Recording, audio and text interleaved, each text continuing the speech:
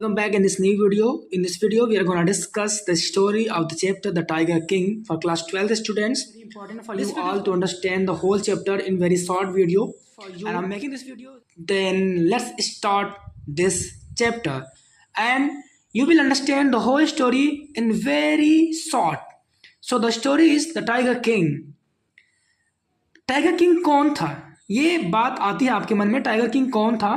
तो tiger king जो था वो प्रतिबंधपुरम का राजा था। किंग ऑफ प्रतिबंधपुरम जो था उसको हम बोलते थे टाइगर किंग। और ये जो टाइगर किंग है वो इस स्टोरी का क्या है, हमारा हीरो है। तो tiger king is the hero of this story. उनका जो जन्म हुआ था, तो जन्म के टाइम पे क्या हुआ, चूंकि ये एक राजा के बेटे थे, तो जन्म के टाइम पे एस्ट्रोलॉजर्स को बुलाया गया और एस्ट्रोलॉजर्स से राजा ने इनके बारे में प्रेडिक्ट करने को बोला कि भविष्यवाणी करिए कि ये बच्चा आगे चल के कैसा बनेगा। तो एस्ट्रोलॉजर ने अच्छी अच्छी बातें तो बोली, उसके साथ एक और बात बोलते हैं कि इस बच्चे को मरना पड़ेगा, this child would have to die. तो डेफिनेटली जिसने भी जन्म लिया सबको मरना पड़ेगा एंड ये बच्चा भी मरेगा। बट प्रॉब्लम क्या थी, ये बच्चा उस समय पे केवल 10 दिन का था। जब ये बात चल रही थी, एस्ट्रोलॉजर्स आए थे राज्यसभा में और वो बता रहे थे कि बच्चा मरना पड़ेगा। और वो 10 दिन का बच्चा क्या करता है, जोर से बोलता है उन एस्ट्रोलॉजर्स से कि ये तो सबको पता है कि जिसने जन्म लिया उसको मरना ही मरना है। अच्छा होगा कि तुम मुझे ये बताओ कि उस मरने का काज क्या होगा, किस कारण से मेरी डेथ होने वाली वो बताओ, तब मैं मानूंगा कि तुम एस्ट्रोलॉजर्स हो या तुम्हारी भविष्यवाणी अच्छी होगी।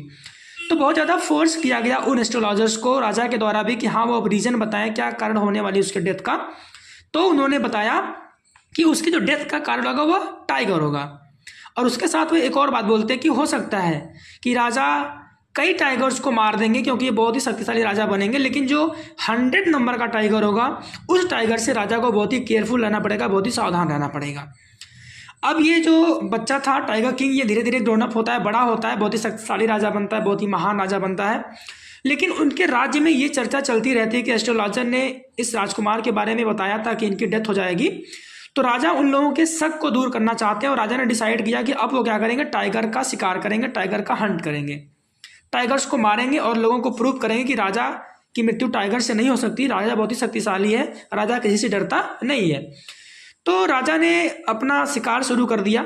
शिकार करते करते इनके राज्य में जितने भी टाइगर थे सारे टाइगर मार दिए गए, लेकिन अभी भी इनकी जो एक प्रतिज्ञा थी कि वो 100 टाइगर को मारेंगे, क्योंकि इनको जो डर था वो 100 नंबर के टाइगर से था। अब वो टाइगर पूरा होने में अभी और टाइगर बचे थे, तो इन्होंने डिसाइड किया कि अब वो शादी करेंगे, लेकिन एक ऐसी लड़की शादी करेंगे जिस लड़की के स्टेट में, यानी वो किसी राज परिवार से हो और वहाँ के स्टेट में भी जंगलों में क्या पाए जाते हो, टाइगर्स पाए जाते हो।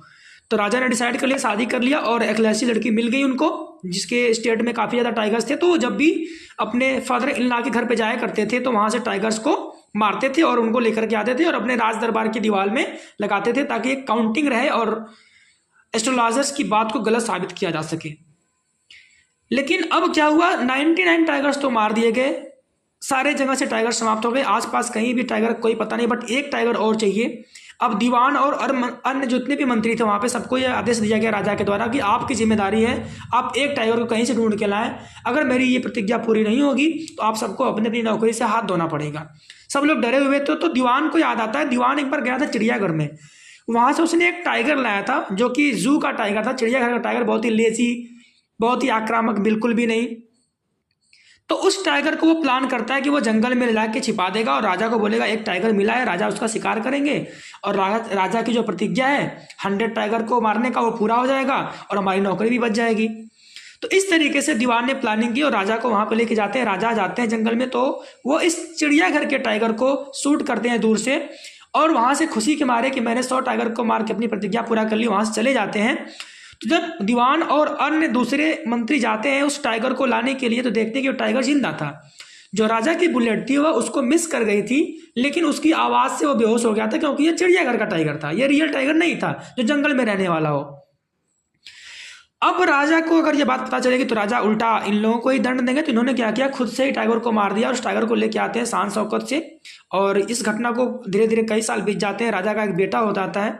अब राजा अपने बेटे के बर्थडे को सेलिब्रेट कर रहे थे, इनका बेटा 3 साल का हो गया था और बर्थडे में राजा सोचते हैं कि अपने बेटे को क्या गिफ्ट दें। तो उन्होंने डिसाइड किया कि मैंने टाइगर्स को मारा तो मैं अपने बेटे को एक टाइगर दूंगा। तो वो टाइगर लेने जाते हैं, उन्होंने लकड़ी का टाइगर पसंद किया एक दुकान से, उसको लेके आते हैं। बट वो जो टाइगर था वो बहुत रफ था, खुरदरा बना था, बहुत प्लेन, बहुत अच्छी कारीगरी नहीं थी उसकी, उसमें से कील निकली हुई थी।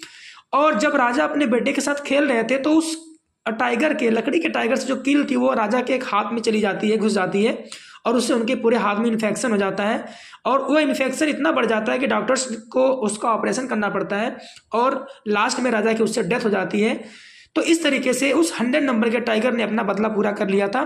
तो ये पूरी थी आपकी स्टोरी द टाइगर किंग, जो आपको मैंने बहुत ही कम शब्दों में समझा दिया, बहुत ही छोटी वीडियो में मैंने ये चीज़ें आपको समझाई है। आई होप आपको स्टोरी समझ में आ गई होगी। बाकी इसके क्वेश्चन आंसर भी आपको दिए जाएंगे, उसके लिए आपको थोड़ा सा वेट करना पड़ेगा। और ये स्टोरी मैंने आपको समझाया ऐसे करके। इस चैनल पे आपको और भी दूसरे चैप्टर के जो आपके बहुत टफ लगते हैं उनकी स्टोरी मैं आपके साथ लाऊंगा। चलिए मिलते हैं नेक्स्ट वीडियो में।